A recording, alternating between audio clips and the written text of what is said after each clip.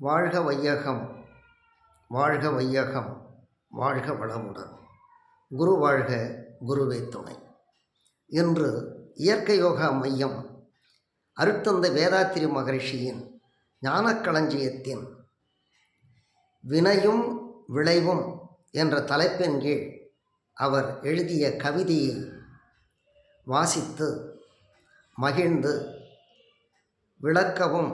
விளக்கம் பெறவும் விழைகின்றது. வினைப்பதிவு அப்படின்ற டாப்பிக்கில் 6/1/1965 இந்த கவிதையை எழுதியிருக்கார். கவிதையை படிக்கும். முன்னோர்கள் செய்த வினைப்பதிவு வித்தில் உண்டு. முன்னோர்கள் செய்த வினைப்பதிவு வித்தில் உண்டு. மூளையிலே உன் செயலின் பதிவனைத்தும் உண்டு. நாம் செய்கிற எல்லா செயலும் மூளையில் பதிந்து விடும். அப்படி ஒரு செகண்ட் போட்டால் கூட அது அப்படியே போய் அங்கே பிரிண்ட் ஆகிடும். பின்னே நீ செய் வினைக்கு புலனைந்தும் இயக்கி பெற்ற பழக்க பதிவு உண்டு. பின்னே நீ செய் வினைக்கு புலனைந்தும் இயக்கி பெற்ற பழக்க பதிவு உண்டு. கைகளால், கண்களால், பொறிகளால், மெய்வாக்கு, மெய்வாய், கண், மூக்கு, செவின்னு சொல்கிறோம்ல, இவைகளால் செய்த பழக்கத்தினால் வரக்கூடிய செயலின் பதிவும் உண்டு. இம்மூன்றும் உன்னை நீ உள்ளுணரும் அகத்தவத்தை ஆற்றி. இம்மூன்றும் உன்னை நீ உள்ளுணரும் அகத்தவத்தை ஆற்றி ஒவ்வொன்றாய் பழிப்பதிவை அகற்றி வர வேண்டும். இப்போ 3 பதிவு சொல்லியிருக்கார். முன்னோர்கள் செய்த பதிவு, நாம் செய்கின்ற எல்லா பதிவு, புலன்களின் பழக்க பதிவு. இந்த 3 பதிவுகளையும் அகத்தவம் இயற்றி அந்த பதிவுகளிலே தேவையற்ற பதிவுகளை நீக்கி தெளிவு பெற வேண்டும் என்பது அவர்களுடைய கருத்து. தெளிவு பெறுவதற்கு தன்னில் பதிவான வினைப்பதிவுகளை மாற்ற தணிக்க பொருள் செல்வாக்கு பயனளிக்காது உணர்வீர். இப்படி நம்ம உடம்பில் இருக்கக்கூடிய, மூளையில் இருக்கக்கூடிய, கருமையத்தில் இருக்கக்கூடிய, காந்த களத்தில், விண்ணில் இருக்கக்கூடிய, அண்ட சராசரத்தில் இருக்கக்கூடிய பதிவுகளை நீக்கணும்னா, பழிப்பதிவுகளை நீக்கணும்னா அதுக்கு பொருளோ செல்வாக்கோ பயனளிக்காது. செல்வாக்குனால அந்த பயனை நாம் அந்த பதிவை போக்க முடியாது. அந்த பழிப்பதிவுகளை நீக்கி பயனை நாம் பெற வேண்டுமென்றால் அதற்கு அகத்தாய்வு செய்ய வேண்டும். எனவே தான் யோகம் என்பதை அவர் எப்படி குறிப்பிடுகிறார்? தீயவினை பதிவுகளை திருத்தி போக்கி தெளிவான அறிவின் விழிப்பில் நிலைத்து என்றும் துய்யவினை தேர்ந்து ஆற்றி. துய்யவினைன்னா பழிச்செயல்கள் இல்லாத, கொலை பாதகங்கள் இல்லாத, பஞ்சமா பாதகங்கள் என்று சொல்லக்கூடிய பொய், வஞ்சம், கொலை, களவு, பிறர் பொருள் அபகரித்தல், இதை போன்ற பஞ்சமா பாதகங்கள் இல்லாமல் இருக்கக்கூடிய செயல்கள் புண்ணிய செயல்கள். எனவே அந்த தீயவினை பதிவுகளை திருத்தி போக்கி தெளிவான அறிவின் விழிப்பில் நிலைத்து என்றும் துய்யவினை தேர்ந்தாற்றி. துய்யவினை என்பது உழவு தொழில், நெசவு தொழில், இதை போன்று புனிதமான தொழில்.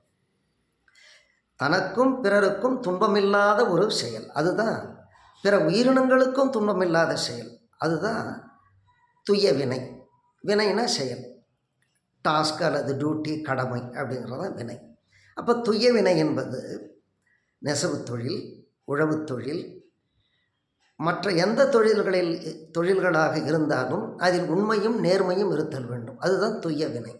துய்யவினை தேர்ந்தாற்றி துன்பம் நீக்கும் தொழில்களையே கடமை என தேர்ந்து செய்து நேயமுடன் தொண்டாற்றி. நேயமுடன்னா மகிழ்ச்சியாக, நேயமுடன் தொண்டாற்றி இன்பம் துய்க்கும் நிறைவாழ்வாம் நெறியதுவே யோகம் அப்படின்னு முடிக்கிறார். அப்போ மண்ணுலகில் எவ்வுயிர்க்கும் துன்பம் நீக்க, மண்ணுலகில் இருக்கக்கூடிய எல்லா உயிர்களும் என்னுடைய துன்பமும் நீக்கிற மாதிரி இருக்கணும் நமது வாழ்வு. அதுதான் வளமான வாழ்வு. அதுதான் வாழ்க வளமுடன் சொன்னார். வளமுடன் என்றால் இப்படிப்பட்ட வாழ்வு தான். அப்படிப்பட்ட வாழ்வை பெறுவதற்கு வினைப்பதிவுகள் 3 விதமாக வருகின்றன. ஒன்று முன்னோர்கள் செய்த வினை, அப்புறம் நாம் செய்கின்ற வினைகள் மூளையில் பதிவாயிருக்கும், அப்புறம் புலன்களினால் நாம் செய்த பதிவு. இது 3 பதிவு. இந்த 3 பதிவுகளை நாம் போக்க வேண்டும் என்றால் அகத்தாய்வு செய்ய வேண்டும், அகத்தவம் செய்ய வேண்டும். தன்னை உணர்தல் வேண்டும். இரவு உறங்கும் முன்பு சற்று நேரம் அமர்ந்து ஒவ்வொரு புலன்களாக அழைத்து அவைகளை நெறிப்படுத்துதல் வேண்டும். இறுதியாக மனதை நெறிப்படுத்தி பரமானந்த நித்திரைக்கு சென்று பரமானந்த நித்திரையில் உறங்க வேண்டும். இதுதான் அகத்தவம். பரமானந்த நித்திரைன்னா நடக்கினும் ஓடினும் நிற்கினும் வேறொரு நாட்டமின்றி கிடக்கினும் செவி திறக்கினும் நல்லருட்கேள்வியிலே தொடக்கும் என் நெஞ்சம் மனமற்ற பூரண தொட்டிக்குள்ளே முடக்குவன் யான் பரமானந்த நித்திரை மூடிடுமே அப்படின்னு முன்னோர்கள் சொல்லியிருக்கார். அப்போ மனம் தூய்மையானதாக இருக்கக்கூடிய நிலைக்கு மனதை கொண்டு சென்று உறங்கச் செல்வது தான் சாக்காடு நிலை என்று வள்ளுவன் சொல்லும். உறங்குவது போலும் சாக்காடு, உறங்கி விழிப்பது போலும் பிறப்பு அப்படின்னு பிறப்பு இறப்பை பற்றி வள்ளுவன் சொல்லும். அப்படி அந்த நித்திரையில் செத்தவனும் நேரும் உடல் இச்சை வையாதவரே சுத்த சிவமாவோர் என்று சொல்லுவார்கள். எனவே அத்தகைய நித்திரைக்கு நாம் இரவு தோறும் செல்ல வேண்டும். அதற்கு முயற்சியும் பயிற்சியும் இருந்தால் அது ஒரு எளிது, முடியாத காரியம் அல்ல. எனவே தீயவினை பதிவுகளை போக்க வேண்டும். தீயவினை பதிவுகள் 3 முறையிலே வருகின்றன. முன்னோர்கள் செய்த வினை, நாம் செய்கின்ற வினை, புலன்களினால் நாம் செய்கின்ற வினை. இந்த 3 வினையிலே தீய வினையாக அமைந்த பழிச்செயல்களை போக்கி புண்ணிய செயல்களை வளர்த்து பரமானந்த நித்திரைக்கு நாம் செல்வதுதான் அகத்தவம், அகத்தாய்வு. அதை நாம் அன்றாடம் செய்து வளமான வாழ்வை பெற்று வளமுடன் வாழ்வோம். வாழ்க வையகம், வாழ்க வையகம், வாழ்க வளம்.